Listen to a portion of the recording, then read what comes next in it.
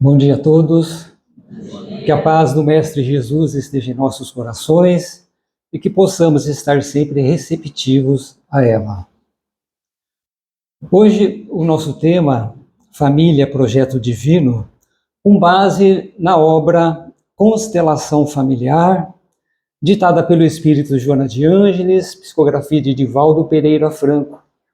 O interessante desta obra é que o espírito Joana de Ângeles começa nos dizendo aqui no prefácio que após longas e laboriosas reflexões no plano espiritual, ela nos trouxe então esta obra do tema envolvendo a família, seja no seu aspecto do desenvolvimento espiritual e moral do ser e da sua afetividade, dividindo esta obra em 30 capítulos, uma obra excepcional para a nossa leitura a nível também de crescimento moral e intelectual do nosso ser espiritual.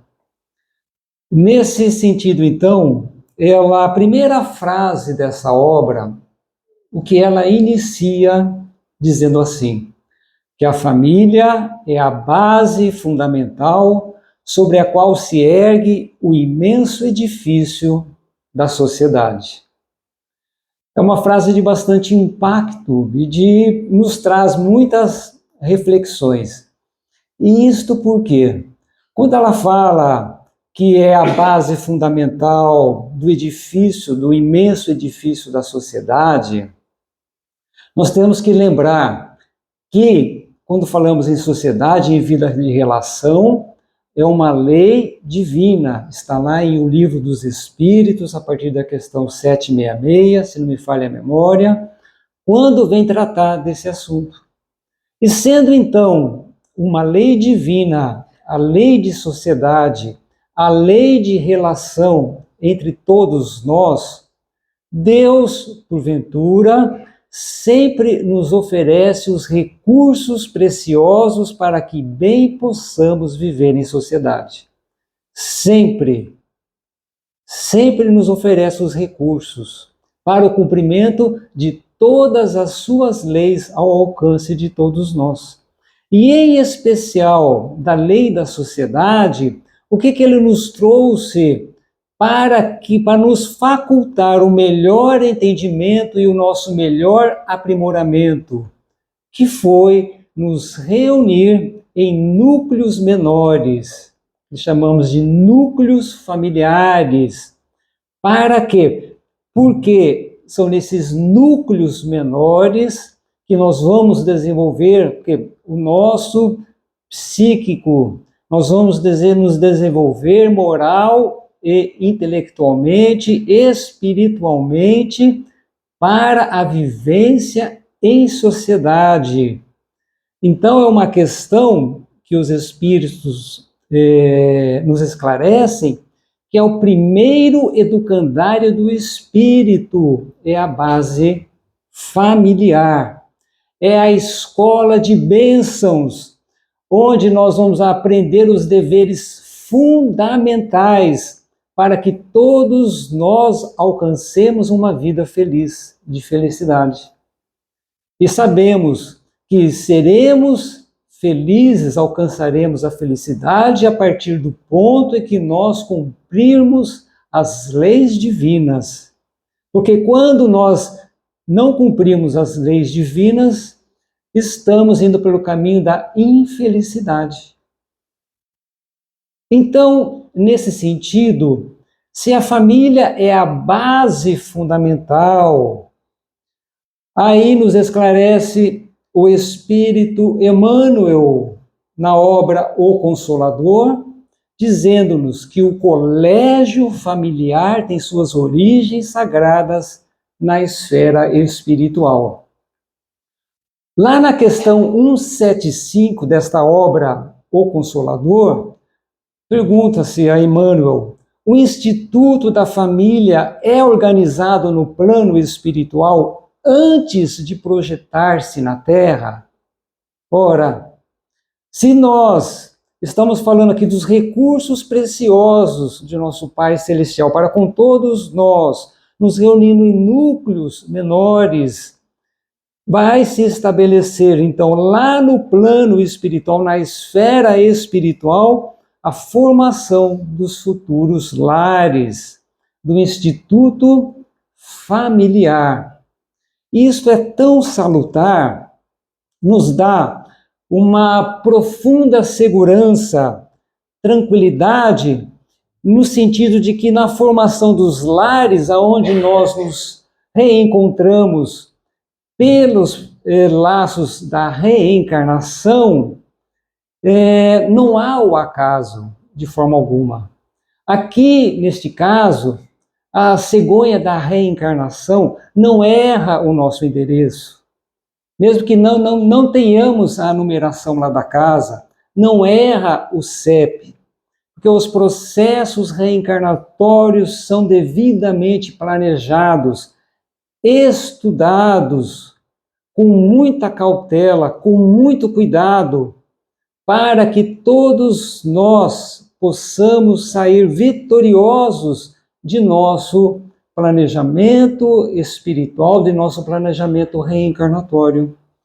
Seja para darmos prosseguimento às missões já iniciadas no passado, nos reunindo nos clãs com afinidade, seja também nos reunindo aos lares aqueles espíritos nos quais ainda temos algo a reajustar, a resgatar, a se reequilibrar. Então, nesse sentido, quando nos coloca que tem as suas origens sagradas na esfera espiritual, tenhamos a certeza que esse cuidadoso e amoroso planejamento permanece e continua acompanhando todos nós em todo o nosso projeto reencarnatório. Olha que bacana, que interessante, né? Então, em nenhum momento estaremos sozinhos em nossas experiências aqui no planeta Terra. Muito pelo contrário. Teremos a companhia de nosso anjo guardião, esse espírito amigo que nos acompanha durante todo o nosso projeto reencarnatório, além dos espíritos amigos, familiares e tantos outros que nos acompanham. E nesse sentido, então, nós vamos verificar que esse trabalho é tão contínuo que lá na obra Obreiros da Vida Eterna, ditada pelo espírito André Luiz, psicografia também de Francisco Cândido Xavier, relata-nos uma passagem muito interessante, porque nós que acompanhamos nas obras de André Luiz, os seus diversos estágios que ele faz lá no plano espiritual para aquisição de conhecimento. E nesta obra em especial, porque cada obra ele relata um trabalho diferente do plano espiritual, mas nesta ele acompanha um grupo de espíritos especializados nos processos desencarnatórios, nos relatando, não me falha a memória, de 4 a 5 casos de processo de desencarnação. E os processos desencarnatórios sabemos que são diferentes para cada um de nós, assim como também os processos reencarnatórios. Porque se fossem todos iguais, bastava relatar um caso só. Mas ele relata 5 casos.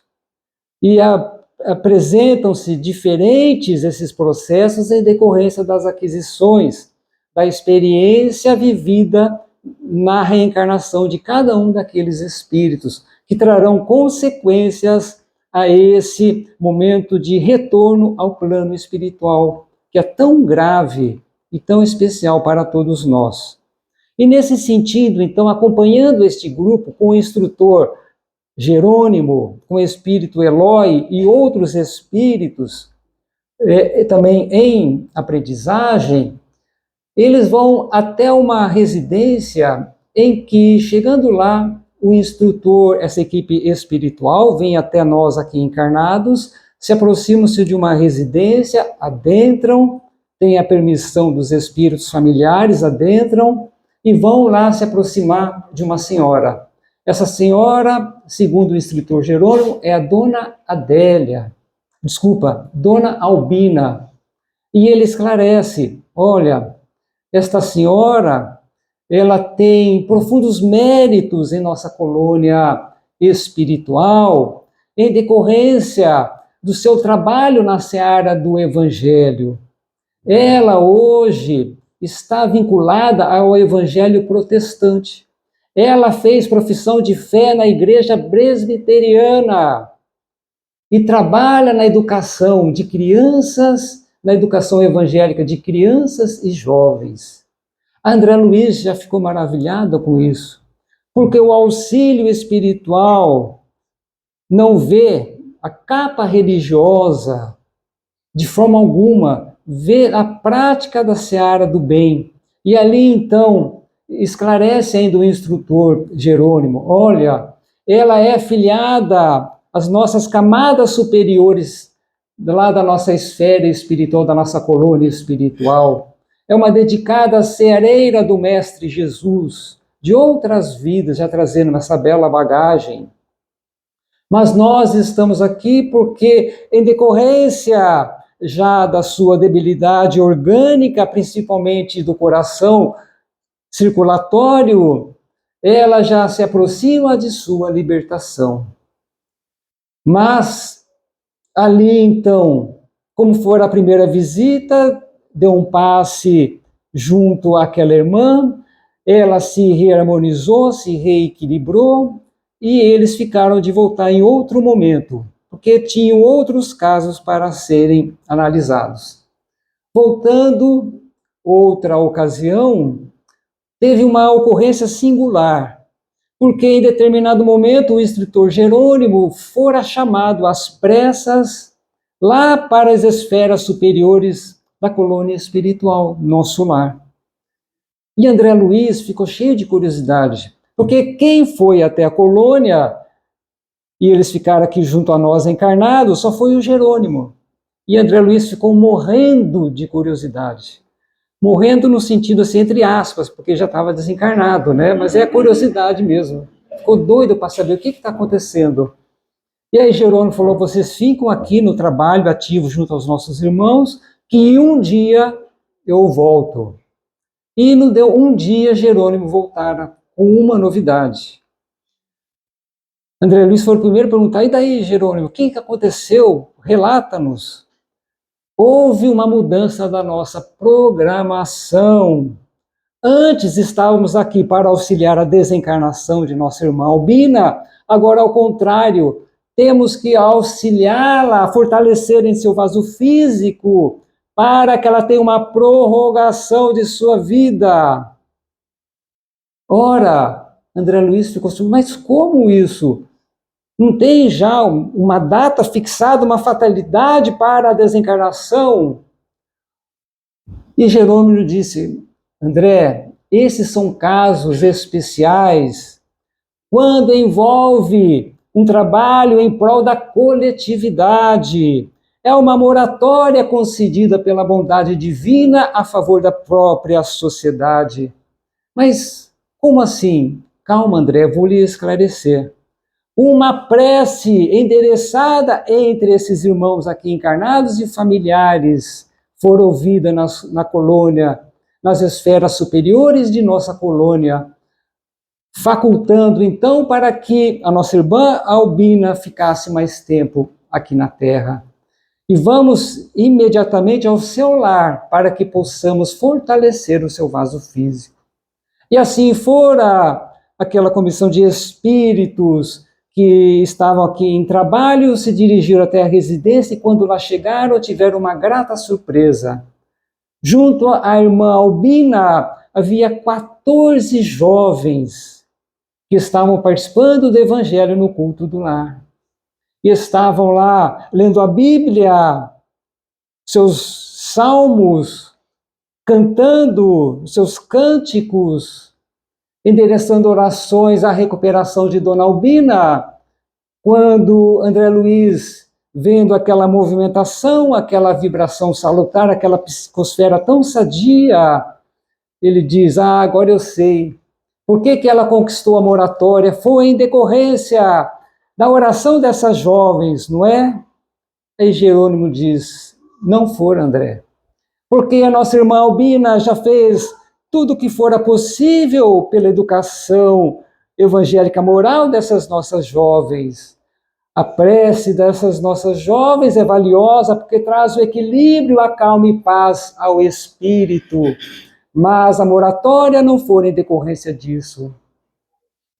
E eles, então, vendo toda aquela ambientação sadia, elevada pelas preces, pelos bons pensamentos, iniciaram ali com passes vigorosos para restabelecer, mesmo que momentaneamente, a saúde orgânica de Dona Albina.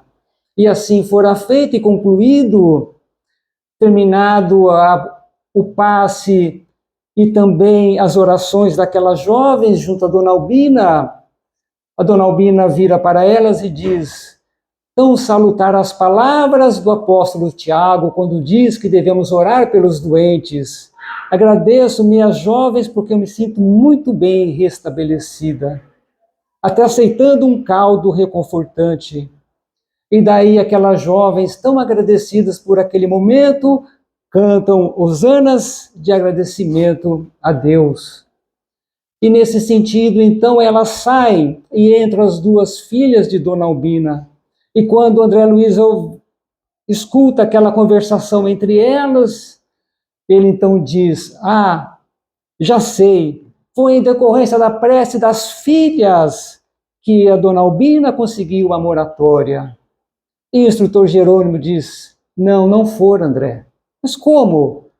Não, a Dona Albina já fez o que for possível na educação de suas filhas. Foram muitos anos e tempo de vigília, de dedicação, de instrução, de amorosidade, de encaminhamento, que também a prece das suas filhas lhe dariam uma calma e paz de espírito.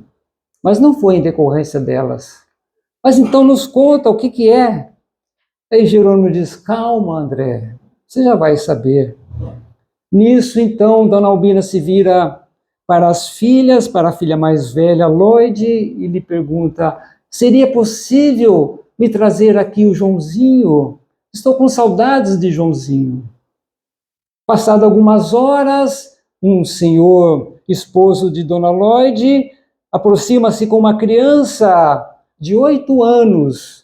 Ela dentro da porta, cumprimenta aquelas duas senhoras e vai correndo ao encontro. Vovó, vovó, como a senhora está, vovó?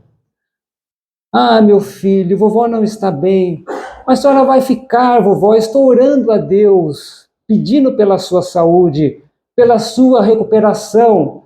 Você não pode morrer agora, vovó. Fica conosco. E daquele diálogo, então, tão comovente, o instrutor Jerônimo vira para André e diz: aqui está, André. A prece dessa criança foi a causa de moratória de Dona Albina. O quê? Mas de uma criança? Mas como isso? Aí o instrutor Jerônimo esclareceu: notaste algo de diferente na filha mais velha de Dona Albina? Sim, eu percebi que ela está em processo gestatório. Então, Joãozinho, este menino, não é neto consanguíneo de Dona Albina. Ele fora abandonado, deixado aqui órfão às portas da casa de Dona Albina. E foi recolhido por Dona Albina com todo carinho, desvelo e amor. E então esta criança, que na visão de todos demonstra sua inocência, é um espírito grandioso, trabalhador da seara do Mestre Jesus, de vários processos reencarnatórios, fazendo parte da equipe espiritual de Dona Albina. E ele, então, retorna com sérios compromissos no setor da evangelização das igrejas evangélicas. Ora, André Luiz fica maravilhado. Em decorrência disso, do processo de gestação de Lloyd, ela vai trazer mais uma companheira de Joãozinho, que é uma grande trabalhadora junto a ele, nas lides também evangélicas. E ambos fizeram o planejamento espiritual para que juntos pudessem trabalhar nessa grande missão de amor. E como Joãozinho, pelos seus méritos, durante o processo da emancipação, na hora do sono, retornando, readquirindo a sua qualidade espiritual, ficará sabendo da desencarnação próxima de Dona Albina e receando que a desencarnação de Dona Albina pudesse afetar emocionalmente a Lloyd e esta viesse a ter um aborto emocional. Recorreu ele então às esferas superiores para que Dona Albina ficasse no vaso físico por mais um tempo, pelo menos ao final do processo gestatório, para que tudo corresse bem em todo o planejamento espiritual. E isto que levou então à moratória de Dona Albina. E André Luiz ficou maravilhado como trabalha a espiritualidade em prol da coletividade para o bem de todos, no Instituto da Família. Então, Joana de Ângeles nos traz na obra Constelação Familiar que, em razão disso, toda vez que a família se entibia ou se enfraquece, a sociedade experimenta conflitos abalada nas suas estruturas. Se a família é a base da sociedade, quando a família não está bem, a sociedade, consequentemente, também não estará. Porque é necessário o fortalecimento e a firmeza, assim como também de um prédio do edifício, que para resistir aos abalos sísmicos tem que ter uma ótima base de fortalecimento, porque senão ele rui. E se a nossa sociedade hoje está no processo de sofrimento e de muita dor, é porque estamos falhando em nossos processos de vida em família. E o que está acontecendo então com as nossas famílias, com os nossos núcleos que são formados no plano espiritual para os processos reencarnatórios de reencontros, para que todos nós alcancemos a plenitude e o caminho da felicidade? Continua então Joana de Ângeles nos falando que a constelação familiar não é uma aventura ao país enganoso do prazer e da fantasia, mas uma experiência de profundidade que faculta a verdadeira compreensão da finalidade da existência terrena com os olhos postos no futuro da humanidade.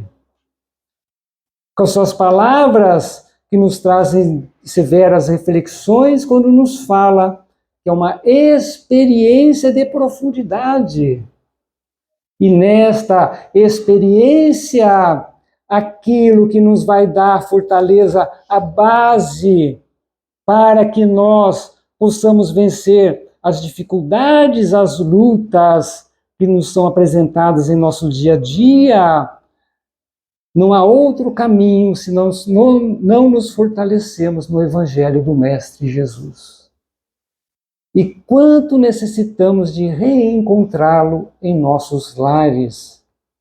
É missão de urgência reintroduzirmos o Mestre Jesus em nossos corações, mas que não seja somente em atos exteriores, mas que possamos reencontrá-lo em nosso mundo íntimo, na prática da tolerância, do respeito, da paciência, do perdão, sem exigir do próximo. Porque se hoje estamos aqui reunidos em nome do nosso Mestre Jesus, na sua seara da veneranda doutrina espírita, é porque estamos sendo convidados a agir sob o seu império de amor, de solicitude, num procedimento urgente, para que todos nós tenhamos esta consciência de que não estamos aqui ao acaso, que aqueles que nos chegam por meio do processo reencarnatório, então porque nós temos ali alguém, enquanto temos muito o que trabalhar juntos, crescermos juntos, para que possamos vencer juntos, em família. Aí então o Espírito Emmanuel nos diz que preponderam nesse instituto divino os elos do amor, fundidos nas experiências de outras eras, mas também, todavia, aí ocorrem igualmente os ódios e perseguições do pretérito obscuro, a fim de transfundirem em solidariedade fraternal, com vistas ao futuro. Isto porque, como nós falamos no planejamento reencarnatório, se tem uma grande finalidade é nos unirmos na vida em profundidade, na vida social, para que todos nós alcancemos a felicidade, a fraternidade universal. Nós temos é que nos reencontrarmos com aqueles menos afins para refazer os caminhos. E não há melhor caminho do que esses núcleos menores.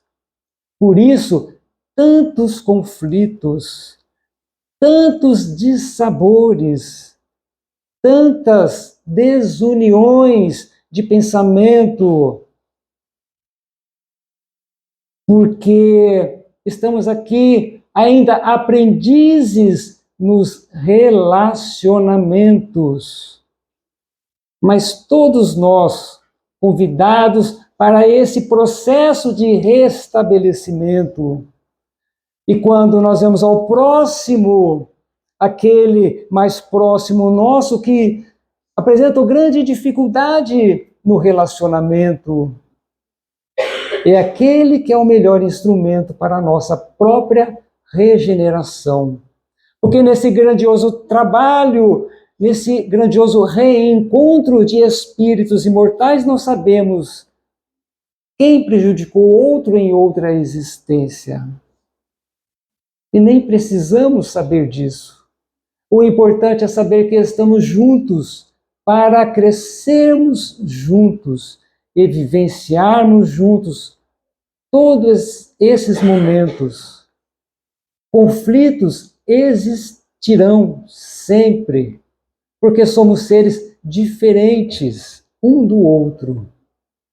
Mas na convivência fraterna e amistosa, isso é possível para todos nós.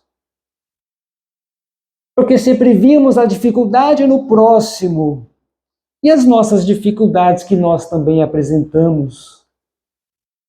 E que necessitamos meditar sobre elas também, para que sejamos um instrumento da paz, onde nós estivermos e nos apresentarmos diante de nossos companheiros, daqueles que convivem mais próximos. Nesse sentido, então, nós traremos rapidamente a lição, mais uma vez, de André Luiz, na obra Libertação. Nesta obra, muito interessante, é trabalhado a equipe espiritual, já é trabalhado outra circunstância na obra Libertação. André Luiz faz parte de outra equipe espiritual específica para auxiliar espíritos em conflitos, principalmente nos processos obsessivos de influências negativas e infelizes. Isto porque Saldanha, em espírito, estava influenciando negativamente num processo obsessivo a jovem Margarida. E para poder libertar Margarida desse processo obsessivo e infeliz, era necessário trabalhar com Saldanha as causas e os motivos que o levaram a assim proceder. Então Saldanha esclarece: ora, retornei ao plano espiritual em profunda dor em decorrência de uma tuberculose galopante, em decorrência da minha extrema penúria financeira e econômica, quase sem condições. Fui um operário muito humilde na terra. Casei-me com Iracema, uma companheira fiel do meu coração. Essa esposa que me acompanhou e nos fortaleceu durante todo o processo em que estivemos juntos, suportando todas as agruras e dificuldades. Ela, então, nos dera o filho Jorge, que também crescera em meio às lutas e nossas dificuldades financeiras, tornando-se um trabalhador braçal também muito humilde. E isto, essa ocorrência, na década de 40 do século passado. E neste momento, então, Jorge, o nosso filho, também vivia em grandes dificuldades e lutas quando esposou Irene, que também era sua companheira de trabalho, também muito humilde. E vivíamos em luta constante, a cada dia, a luta do pão para o lar, quando Jorge e Irene nos presentearam a nossa netinha, Lia. Tudo ia bem, quando me veio então a desencarnação e eu retornei ao plano espiritual, deixando-os numa penúria ainda maior, sem os meus recursos. E nesse sentido, então, Jorge, Irene, Iracema e Lia viviam com grandes dificuldades. Mas um grande fato veio ocorrer, trazendo-lhes uma maior infelicidade. É que ocorrera um crime na organização de trabalho de Jorge, e todas as circunstâncias o conduziam à sua culpabilidade. Nesse sentido, então, Jorge foi preso.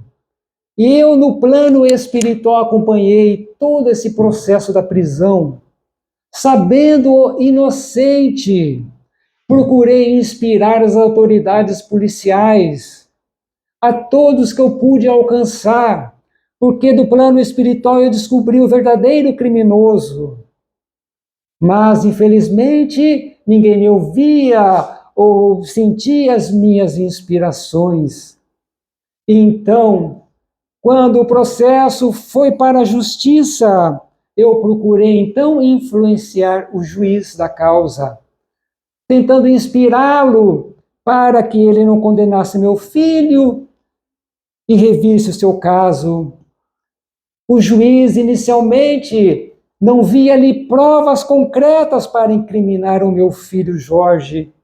Sentia que ali ele era realmente inocente, mas ouvindo outras pessoas, personalidades da sociedade, que queriam ocultar o verdadeiro criminoso, ele então condenou o meu filho à prisão. Isso me revoltou sobremaneira, porque eu já estava desencarnado, Jorge preso, aí então que a minha família caiu em profunda ruína, porque Irene, a minha nora, não suportando a prisão do esposo Jorge, ela se suicidou. Iracema, a minha esposa, ficando sozinha com Lia, tendo um desgaste orgânico e emocional muito grande, e veio o quê? A desencarnar. Ficando somente a nossa neta Lia. E nesse sentido, então, porque eu, durante o processo do sono do juiz, procurava-o e jurava vingança pelo seu ato cometido, quando ele despertava, voltava à sua mente aquele caso, e ele então resolvera trazer ao seu lar a nossa neta Lia, para cuidar dela. E este juiz teve 2 filhos, o Alencar e Margarida. Então, nesse processo de vingança, de ódio, eu comecei a influenciar negativamente a Margarida no processo obsessivo. E é por isso que vocês aqui me encontram. Ora, qual o trabalho aqui da espiritualidade para recapitular todas essas ocorrências, a fim de que eles pudessem se reharmonizar? Principalmente jovem, que influenciava aquela jovem Margarida. Saldanha, que influenciava a Margarida. Então, nesse todo processo, somente tinha que ser colocado o amor divino em todos esses corações. E assim fora planejado no plano espiritual durante o sono daqueles encarnados, trazendo aqueles outros já desencarnados para uma reunião no plano espiritual, a fim de que pudesse reharmonizar todos esses corações. E assim fora feito, quando então fora inspirado ao juiz para que ele revisse o caso de Jorge no processo de revisão para que o libertasse. O que o juiz negava, dizendo, não, mas eu julguei com as provas, não posso. Além disso, você vai acolher Lia em seu lar definitivamente. Não, mas eu já tenho os meus filhos, eu não posso acolhê-la definitivamente. Então, a espiritualidade começou a utilizar um processo de lembrança de outras vidas, a fim de que eles pudessem saber das causas atuais desses relacionamentos. E fora, então, trazido pela consciência de cada um desses personagens, e Amâncio, que era aquele juiz do século anterior, havia sido um senhor de terras e escravos, que muito se orgulhava de ter muitos escravos. Só que naquela época tiveram um acontecimento na família de Amâncio, porque o pai de Amâncio tiveram um caso com uma das escravas e tiveram um filho. E este filho era o Jorge atual, que naquela época era meio-irmão do juiz Amâncio, do século passado. Só que Amâncio, aquele fazendeiro e orgulhoso, dono de escravos, jamais aceitara, considerava aviltante ter um escravo meio-irmão, e jamais aceitou, relegando sempre a convivência com Jorge.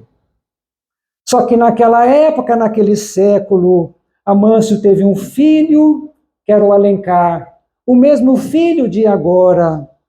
E Jorge também teve uma filha, Lia, a mesma filha de agora. E naquela época, Alencar aviltara o lar de Jorge e engravidara a sua filha Lia. Mas Amâncio, que já tinha uma certa resistência com relação ao seu meio-irmão Jorge, relutou com todas as forças e afastou Alencar de Lia no século passado de sua convivência. Nesse sentido, então, Jorge se revoltara e num processo de ira e de ódio, ele então tirara a vida de Alencar naquele século e depois se suicidou. Em todo esse processo, então, nós vemos que a vida pela atração fizeram que eles retornassem alguns sobre o mesmo lar e na proximidade psíquica para que pudessem resolver da melhor forma possível pela vida, pela convivência salutar, todo esse drama do passado. E demonstrado esse elo do passado, os espíritos, então, instrutores, vieram novamente a orientar o juiz Amâncio para que ele pudesse rever o caso de Jorge. Mas ele diz, mas Jorge, ele não é o culpado atual, então, desse crime? Porque os espíritos disseram que não, deste crime não. Mas ele já resgatou pela prisão e pelo sofrimento os equívocos do passado, quando tirou a vida de Alencar e se suicidou. Então, e quanto ao ato de Alencar para com a Lia do passado, a Alencar iria se redimir com a jovem Lia, porque logo mais eles iriam se consociar pelo matrimônio. E ouvindo tudo isso, de que não há o acaso em nossas existências, o juiz se levanta da onde estava na reunião espiritual, se aproxima-se de Jorge e o abraça, dizendo que iria sim rever, fazer a revisão do seu caso. Ele se dirigiu após a Lia e abraçou, acolhendo-a como filha de coração. Então, é a doutrina espírita, quando nos traz o processo da reencarnação, a reaproximação de todos nós, espíritos da vez missionários, outras vezes recapitulando os equívocos do passado, mas como não há o acaso em nossa formação de nossos lares e naqueles que convivem com nós mais próximos, somos convidados todos à reabilitação. Iniciemos esse processo de reabilitação para conosco mesmo, porque já somos um universo de vida, de tantas vidas, de tantas experiências, e hoje nos reencontramos com a oportunidade do reequilíbrio de nossas potências espirituais para reencontrar Deus, sob as lições de nosso Mestre Jesus, iluminando as nossas consciências pela doutrina, venerando a doutrina espírita. Então, o grande convite do Mestre Jesus para todos nós é de paz em nossos corações. Porque ao retornarmos aos nossos lares, talvez iremos reencontrar os processos conflituosos, mas que nós saiamos daqui como os instrumentos que vamos buscar o nosso equilíbrio para viver em equilíbrio em nossos lares. Por meio da paciência, por meio da palavra amiga e salutar. Há tantos que necessitamos, e quanto necessitamos da paz, da vida íntima particular, da nossa vida em família e da nossa vida em sociedade. E se queremos uma sociedade de paz, temos que começar pelo nosso mundo íntimo, a fim de que alcancemos realmente o caminho da felicidade tão buscada por todos nós. Agradecendo então a palavra, a paciência de todos vocês, devolvo novamente a palavra à casa. Muito obrigado.